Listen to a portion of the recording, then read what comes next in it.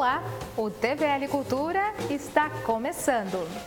O programa TVL Cultura de hoje é especial sobre a história do casarão e de todas as exposições do Museu de Hábitos e Costumes que estão aqui para serem vistas e prestigiadas pelo público. Quem vai nos contar um pouquinho dessa história é a professora e historiadora Sueli Petri.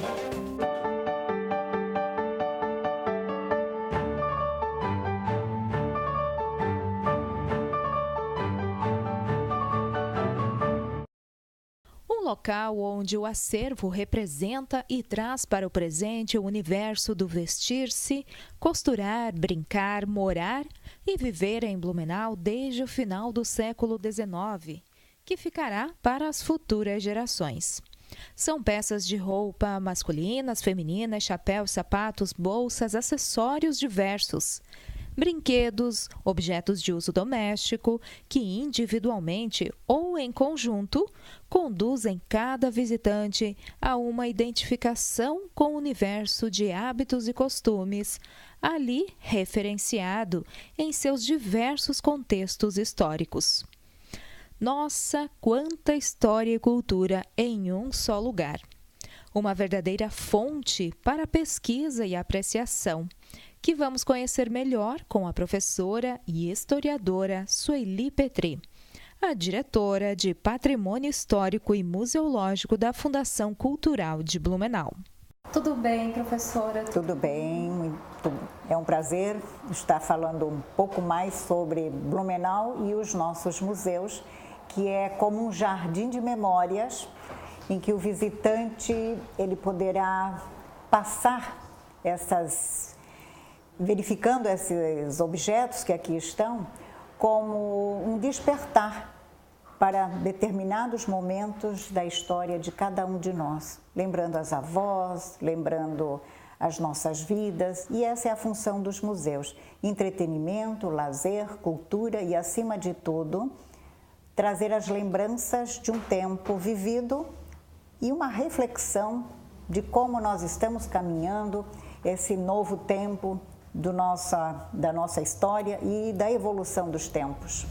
Sempre muito bem-vinda ao TVL Cultura e a todos os programas da TVL também. Obrigada. Nossa parceira, conta um pouquinho a respeito do casarão. Podemos começar por aí, professor? Podemos. O casarão, que hoje é o Museu de Hábitos e Costumes, ele vem do século XIX. Era uma antiga casa de comércio, de importação e exportação, que o proprietário era Gustavo Zalinger.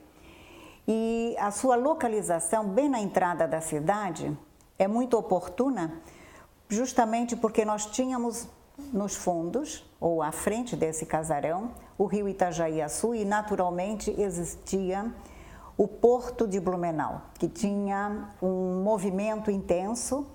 E por ser uma casa de importação e exportação, o embarque, o desembarque de produtos, de pessoas que circulavam nesse grande centro histórico, essa casa teve uma importância muito forte em relação ao comércio. Na parte superior era a residência da família Zalinger e, posteriormente, ele passa a residir ao lado deste casarão e se transforma apenas no espaço de comércio.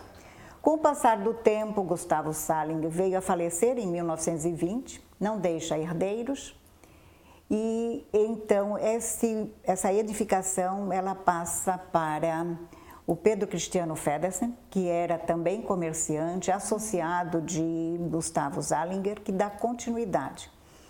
Com o passar do tempo, esse espaço foi ocupado como um banco do comércio. E, naturalmente, nós temos, então, nessa área, um cofre que era para atender às demandas de guarda do patrimônio do banco da época. Anos mais tarde, na década dos anos 40, 50, com o fechamento deste banco e ele mudou-se para um espaço maior e mais adequado, esse casarão se transforma, então, no centro de distribuição de Catesa, distribuidora catarinense de tecidos. por um bom período de anos. Terminada essa função, ele é utilizado como uma casa de comércio para a venda de cristais, o Casarão dos Cristais. Funcionou até a década de 90, esteve por um período fechado, e eis que nesse momento que ele esteve fechado, nós conhecíamos já de uma longa data a dona Ellen Fomer. E a dona Ellen tinha por hábito, quando as pessoas iam falecendo, ela ia visitar essas famílias, ou antes disso também, ia reunindo na sua residência, guardando em malas, acervos que ela ia recebendo de pessoas. Então, são objetos como os calçados, roupas íntimas, vestidos, chapéus, roupas masculinas, peças das mais diversas tipologias, que nós vamos então visualizá-las a partir do momento que visitarmos essa casa. E dona Ela estava vendendo a sua propriedade, que hoje é onde está edificado o Giasse. Toda aquela área pertencia à família Fomer. Isso em que ano? Isso já em 2004, 2005, ou mais recente, né? E ela precisava entregar a sua casa. E aí, onde colocar as minhas malas, dona Sueli? E eu tinha por hábito conversar com a dona Ellen continuamente, acompanhava as doações que ela recebia, que ela sempre me convidava para ver o que ela tinha, e sempre insistia, eu quero uma casa para fazer um museu. Eu quero que a prefeitura me dê uma casa para fazer um museu. E o tempo foi passando, a dona Ellen necessitando de um espaço para pôr as suas malas, eram 75 malas. Uau. E justamente esse espaço estava vago e passou então para a prefeitura por uma questão de ordem financeira, de pagamentos dos proprietários da época. E na época então foi transferido para a Fundação Cultural administrar essa casa como ela utilizaria o que lhe fosse oportuno. E justamente veio calhar com a doação de dona Ellen Fomer para conseguirmos então transferir as malas para esse lugar. Aí faltava o padrinho ou alguém que fizesse esse espaço sociável e preparado para fazer o ambiente para um museu. Manter a estrutura. Criar toda uma estrutura para a guarda do acervo, qual é a dinâmica que vamos dar. E felizmente conseguimos um empresário de Jaraguá que financiou todo o projeto interno, que deu essa possibilidade de criarmos um museu moderno dentro dos padrões da museologia, com um apoio de museólogo. E aí veio o acervo de dona Ellen para cá e vem a grande surpresa. Abriram-se as malas. Uau. E ao abrir-se as malas, nós vamos ver que todos os tipos de objetos aparecem. E como guardar e como expor esse acervo diversificado? Desde grampinhos de cabelo das mais diversas épocas, a agulha de bordar, tesouros da história, tesouros dos mais diversos, toalhinhas de higiene íntimas, meias, roupas masculinas, cachimbo, gravatas, enfim, uma diversidade. Então, analisando toda essa abrangência de acervos, decidimos então chamar de Museu de Hábitos e Costumes. E assim nasce o Museu de Hábitos e Costumes. As malas, à medida que iam abrindo, iam surgindo então as temáticas. E hoje esse museu ele está classificado em temas: higiene da mulher, beleza, a indumentária da década dos anos 20, infância, criança, luto, praia. Nós temos expositores onde a cada 2 meses são trocados as indumentárias, os vestidos, de acordo com as décadas. e existe toda uma tematização e textos que vão justificando essas temáticas. E existem ainda 2 salas onde é dedicado à infância. São brinquedos das mais diversas épocas, das mais diversas temáticas, desde bonecas, brinquedos masculinos, cavalinhos, e assim se foi construindo esse museu. Esses brinquedos eles são de que ano? De diversos anos, desde aqueles cavalinhos de 1910, que é o mais antigo, até trenzinhos de madeira, trenzinhos elétricos, bonecas de mais diversas épocas. Uma das mais antigas que as pessoas olham e não dão aquele valor, e que nós precisamos sempre chamar a atenção pela valoração desta boneca, que é uma que tem a cabeça de ferro, super pesada, e que veio na bagagem de uma imigrante na década de 20, que é a mãe do senhor Bubeck, que é conhecido na nossa cidade, e essa boneca veio nos braços dessa criança e que foi doado pela família para preservar neste museu. Temos também bonecas de outras temáticas, por exemplo, a Fofolete. Tinham crianças que faziam coleções, Playmobil, roupinhas de bonecas, casinhas. E no centro dessa sala tem, então, uma grande casinha de boneca, que a dona Ellen, todas as vezes que ia à Alemanha, ela ia nesses antiquários, ia comprando colherzinhas, pratinhos, panelinhas para enriquecer esse espaço que havia sido da sua mãe, quando era criança, e deve ter mais de 100 anos este acervo que era da dona Cecília. Estou me sentindo já na casinha de boneca. E dessa forma nós fomos juntando esses acervos todos, que tornou-se então conhecido como Museu de Hábitos e Costumes.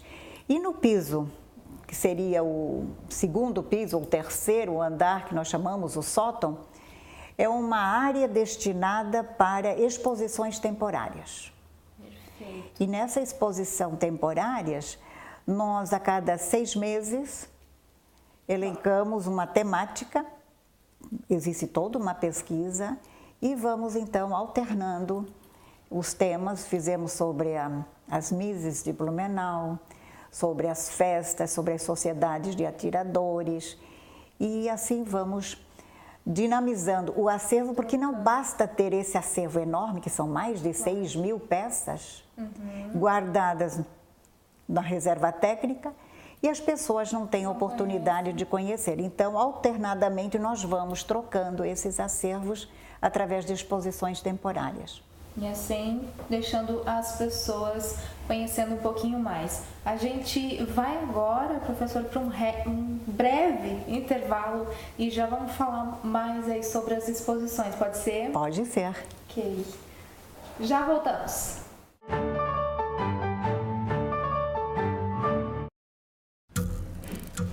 As formas de comunicação mudaram, porém a necessidade das pessoas serem ouvidas continua igual.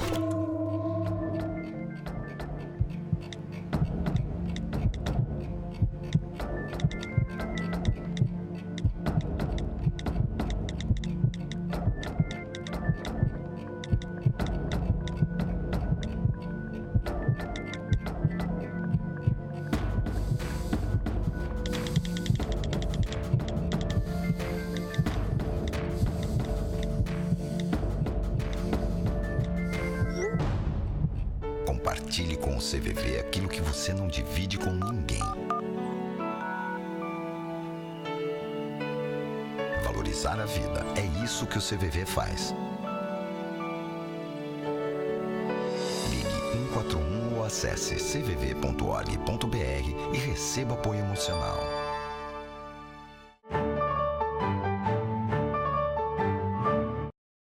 Voltamos então com mais histórias especiais, um pouco mais sobre o Museu de Hábitos e Costumes aqui de Blumenau, com a nossa parceira especial, que sempre conta diversas histórias e sempre agrega para a gente bastante conhecimento. Professora Sueli Petri. Uma curiosidade, professora, como era a Dona Ellen? A Dona Ellen era uma pessoa muito exótica, muito exigente. Ela foi proprietária da Maju durante muitos anos.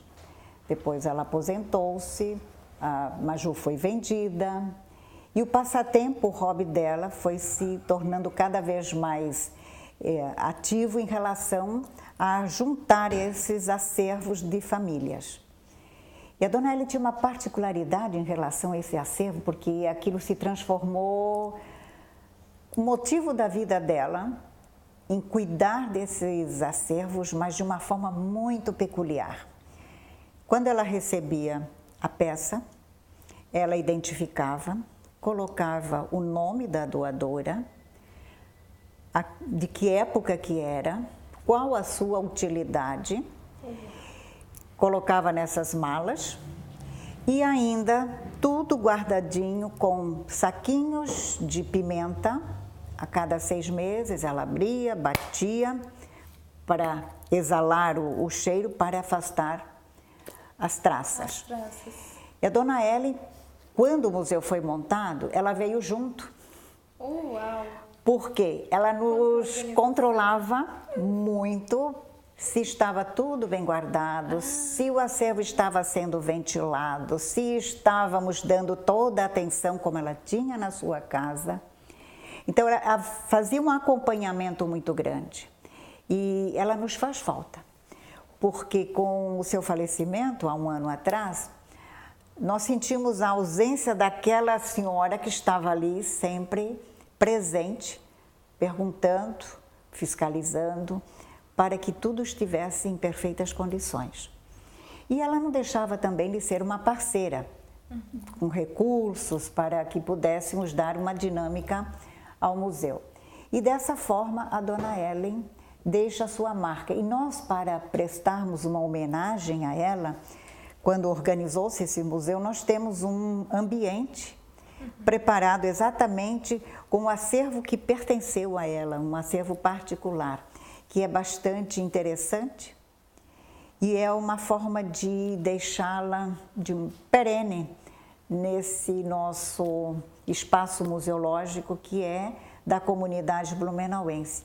E é interessante dizer que este acervo de hábitos e costumes, ele tem a história de muitas pessoas de Blumenau. Você olha os calçados, aqueles calçados passaram e passearam e andaram por vários caminhos de Blumenau. Quando você olha as roupas, elas estiveram em vários momentos, momentos bons, momentos alegres, momentos festivos. Ah, se esses objetos falassem. Exatamente. Imagina ter meias da Denner. O Denner, hoje falamos em Denner, as pessoas não vão saber quem é, mas era um grande estilista nacionalmente conhecido e as nossas mulheres blumenauenses usavam meias Denner. E dessa forma, percebe-se como a sociedade vestia-se, quem eram as costureiras, como os cabelos eram preparados, porque nós temos vários instrumentos de embelezamento da mulher. Então, este acervo, além de ser um espaço de visitação, onde ele nos desperta sentimentos de saudade, de espanto, de estranhamento, né, pela diversidade que ele nos oferece, ele está fazendo o seu papel onde as pessoas se reconhecem, onde as pessoas podem juntar fragmentos de histórias vividas pelos nossos blumenauenses, pela nossa sociedade. Contribui muito exato. com todo o desenvolvimento da cidade. E o que é mais importante, é um lugar de pesquisa, principalmente para aqueles pesquisadores interessados nos hábitos, nos costumes, em moda. Os cursos de moda são grandes frequentadores, os alunos do curso de moda, porque aqui eles têm toda uma visão de como eram produzidos os vestidos aqui na nossa região. Quem eram as costureiras? E outro aspecto interessante, que este acervo, ele traz dentro desses hábitos e costumes, existe ali um nicho onde estão os bordados, os vários tipos de agulha, os vários tipos de pontos, as várias formas de trabalhos que foram produzidos, trabalhos manuais. E nós podemos fazer uma reflexão naquele vai e vem do bordado. Vamos nos colocar no imaginário da pessoa. Quantas alegrias, quantas lembranças, as moças fazendo o seu enxoval, né? As lembranças dos amores vividos, dos amores, exatamente. Então, quando se penetra aqui dentro, você entra justamente num espaço de reflexão. É um jardim de memórias, como eu já mencionei.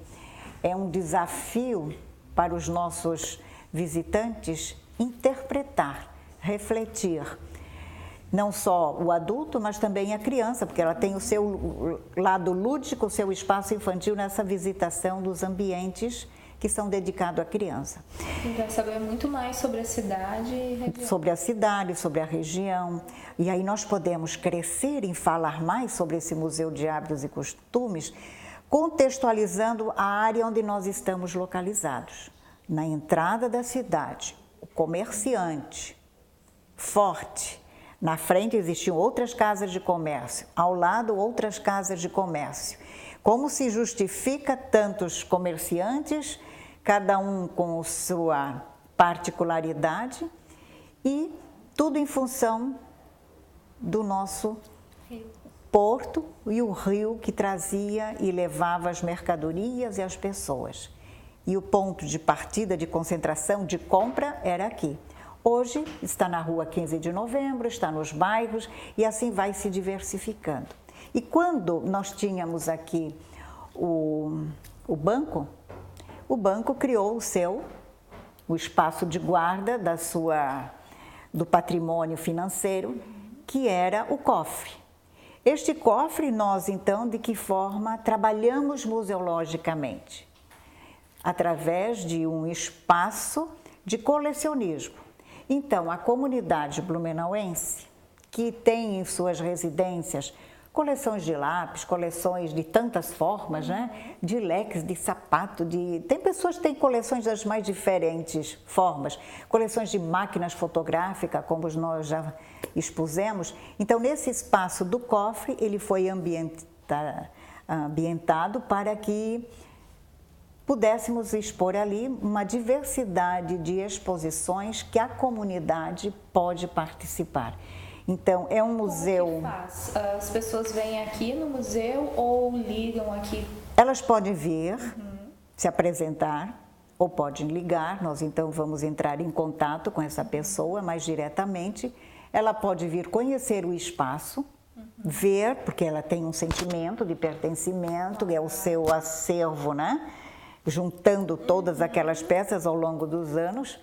Então, essa coleção para ela tem um valor muito grande. Mas nós, então, estamos com os expositores que são trancados e estão bem seguros, que a pessoa pode vir expor nesses espaços no Museu de Hábitos e Costumes. É um museu bastante visitado, conhecido nacionalmente, e dessa forma nós prestamos para a comunidade um momento de lazer, de entretenimento e, acima de tudo, de reconhecimento de que você vive numa cidade onde tem vários museus que contam a história de todos nós. Não é o museu dos vencedores, não é o museu onde só trata de pessoas que se saíram bem na sociedade. Você também pode participar. Quantos vestidos de noiva nós temos aqui que foram doados por pessoas da comunidade? Agora, em maio, nós vamos abrir, nos próximos nos próximos dias, uma exposição de noivas. Mas não é apenas vestidos de noiva, é toda uma reflexão em relação ao casamento. Nós temos ali num setor de casamento 2 caixas de coroas. Se você olha, tá, coroas, mas ela tem uma história. No início do século, era hábito entre os pomeranos, quando havia o casamento, a pessoa tinha os seus padrinhos, os noivos. Quando chegava a meia-noite, a noiva ia trocar de roupa, porque ela deixava de ser agora uma moça solteira para assumir agora a fase de uma mulher casada, e a roupa seria agora um vestido mais tradicional. E essa coroa e o buquezinho do noivo, eles eram colocados numa caixa especial dentro de uma ritualística onde os padrinhos traziam a caixa, os noivos eram separados, cada um deveria escrever alguma mensagem que era colocado dentro dessa caixa, e quando um dos dois deixasse dessa vida, né, terrena, passasse para um outro plano, um dos dois poderia abrir a caixa. Então, nós temos 2 dessas caixas aqui guardadas. Então, é uma ritualística do casamento. E nessas exposições nós queremos também focar algumas temáticas de ritualísticas de casamento, nessa exposição que vamos abrir agora em maio, no final de maio, para a visitação do grande público. E dá para revelar o nome da família dessas caixas? Está ali exposto, se eu não estou enganada, é Bauman. Certo. Mas que era de Pomerode. Todos estão convidados. Convidados. Né? Também não vou contar muitas histórias, porque o blumenauense precisa conhecer essa história ao vivo, verificando como é esta exposição, em todos os sentidos. Como é que era a beleza da mulher, como ela ia à cabeleireira, como era a forma de fazer um cabelo crespo, um bigodinho, como nós chamamos, né?